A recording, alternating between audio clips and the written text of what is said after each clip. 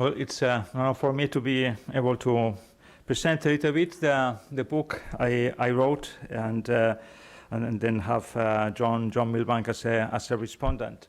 What I planned on doing, just basically tell you a little bit what the book is about, and then some of the questions that I try to raise or to think a little bit in this manuscript. Yeah, so that at least during the discussion we will have at least you know more or less where things hang, so to say. So this book is an attempt to ponder the substance of the assertion primal to Christianity that life is gift. Three inseparably related factors are at the root of this limited, albeit not brief, endeavor. The first is the original experience of being human that both unfolds the mystery of our birth as the conscious realization that our being is given to us, and suggests affirming the inconspicuous evidence that we are not our own in terms of a grateful response to God, the eternal love to whom it pleased, as Dante said, to open his splendor up into new loves. Second, the event of Christ present in the Church, who simultaneously reveals the ever new and ineffable goodness of the Father, and through the Spirit of both confirms anew the original positivity of finite, concrete, singular beings. And third, our modern Western cultural outlook, whose technological understanding of reason that accounts for thinking in terms of willing and willing in terms of anarchic and monadic power, has destined our age to an unprecedented and pervasive fragmentation. It seems to me that these three factors call for thinking afresh the transcendental unity in terms of gift, that is, of what it means to be, since without unity there is no being. By this, I do not wish to say that the book's goal is to buttress the classical account of the relationship between the one and the many in terms of participation and causality with Christian generosity, although this undoubtedly is part of the task at hand. The main intention is not to ponder the philosophical implications of Christian soteriology and eschatology either, although these are not ignored in our reflections. Rather, the book seeks to ponder what it means that for man, being, and God, to be one is to be gift, and how the relation is also best understood in terms of gift. Hence, the twofold thesis the book wishes to ponder. First, gift is the form of the unity of man, being, and God, and of their relation. Second, unity is the permanence of the gift. The first part of the thesis, gift is the form of the unity of man, being, and God, and of their relation, can be understood if we consider gift as the communication of being that comprises a giver, a gift, a receiver, and the reciprocal gratuitous relation. Since the divine creative donation does not end at the level of substance, but at the level of person, the human being whose archetype is Christ is the privileged place to enter into the meaning of gift. Hence, gift regards both the communication of being and the communication of self. Through the experience of himself, man discovers himself to be always already given to himself within a communion of beings. Communion in this sense is primal. This not being his own is a participation in the one who causes him to be, but not in the sense that he then coincides with the source. Rather, beyond equivocity and univocity, man is truly given to himself and is being made now. Hence, he belongs to the giver constitutively. From this anthropological vantage point, we can deepen the metaphysical account of gift and thus say that the unity of every concrete singular is the generous coming together of its constitutive principles, matter, form, act, potency, esse, essence, that subsists only through, on the one hand, their ongoing gratuitous relation, and on the other hand, through the reciprocation of the concrete singular to the creative origin. In a certain sense, then, the first principles are open. To state this most precisely, the giftedness of every concrete singular being is then received, self-possession and orientation to its source. Esse, we could say, as the supposite of secondary activity, in its prior being given to itself, already possesses the integral mode of potency and act in the form of an integral ordination towards God, the origin. This ontological account holds together only because in Christ, God himself has revealed to be triune gift. The anarchic and unpreceded giver, the Father, communicates all of his essence to another who expresses him fully, without reiteration, the Son, and with whom he is one in the Spirit, the unifying memory of the gift. God is id ipsum, as Augustine said, perfect act, as the eternal giving, receiving, and reciprocating that is beyond any dialectics or final duality of act and potency. And this is so because the constitution of each divine person is always threefold. Each person, albeit differently, is giver, gift, and receiver, and union is always in a third. Yet, to speak of God as tripersonal gift also requires pondering his eternal and overabundant gratuity prior to the creation of the world. Gift also allows us to do so in a way that the couple freedom and necessity does not. A reflection on the Holy Spirit as the unifying memory of the gift can shed some light on the mystery of God's gratuity. I attempt in the book to unfold the meaning of God's gratuitous and triune gift of self in this fourfold sense: the unity and overabundant fecundity of the original gift, the eternal recognition of the hypostasis, the eternal availability to each other, and always, analogically speaking, in a dialogue in God as prayer. The second part of the thesis, unity as the permanence of the gift, indicates the bond between being and time, or eternity, that characterizes everything that is. Let me indicate two themes that I try to elaborate in the book. First, I propose that in God, unity as the eternal permanence of the gift suggests thinking of God's gift as his eternal beginning. God is his eternal, ever fruitful beginning.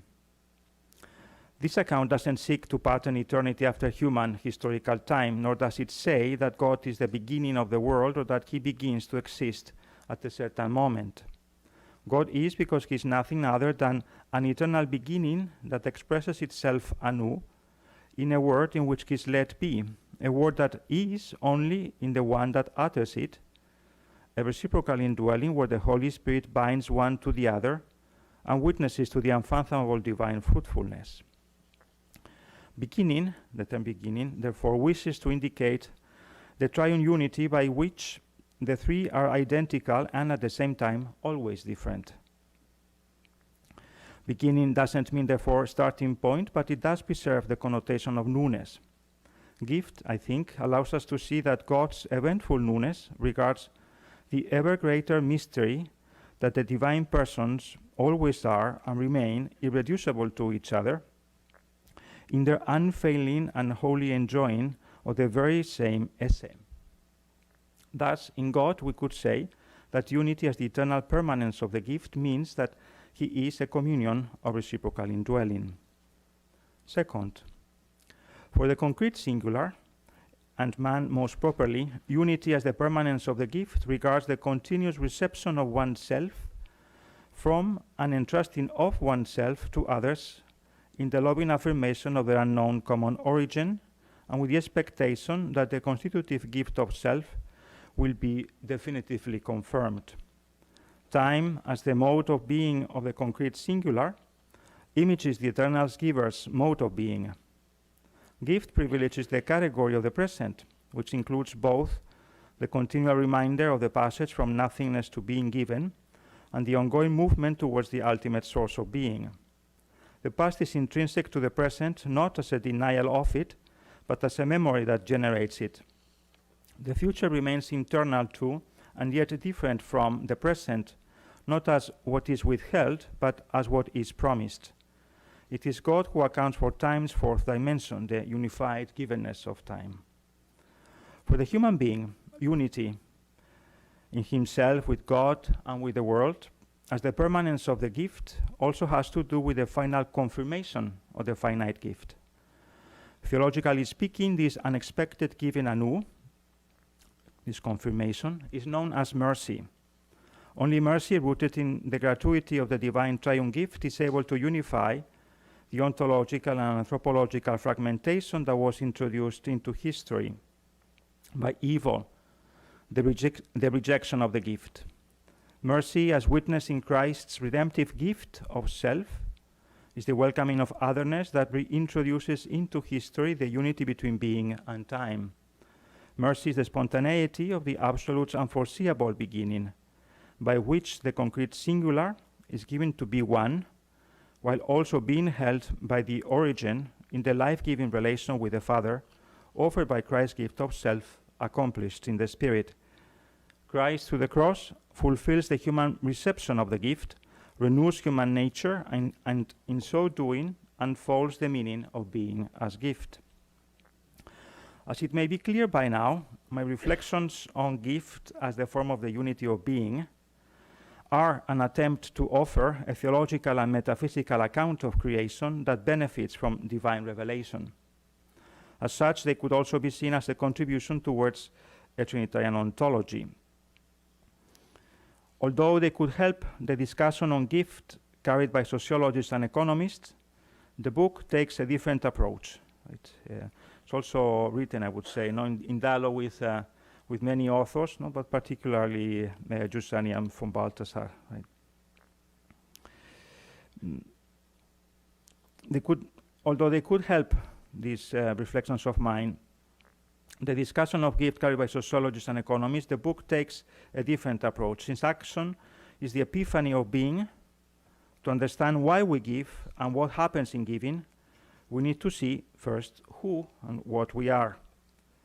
The reflection of unity in terms of gift is not a phenomenological account of donation that develops the works of Heidegger or, say, Marion or Derrida. No? This is a question I have as well. Let me spend an extra word on this. These authors, in different ways, claim that the reflection on gift has to break away with the horizon of causality and ontotheology, and to see the world not as an effect of a cause, but as an act of generosity and love that can give an account of the aporia of the gift that shows it as the impossible, they say. Gift, they say, belongs to the horizon of donation. To stick to a metaphysics of creation is to think of being from the category of presence or self-presence, presence to oneself. And this, they claim, is to miss being, that is, with Heidegger, to miss the event of illumination that makes the present possible to be seen while it itself disappears.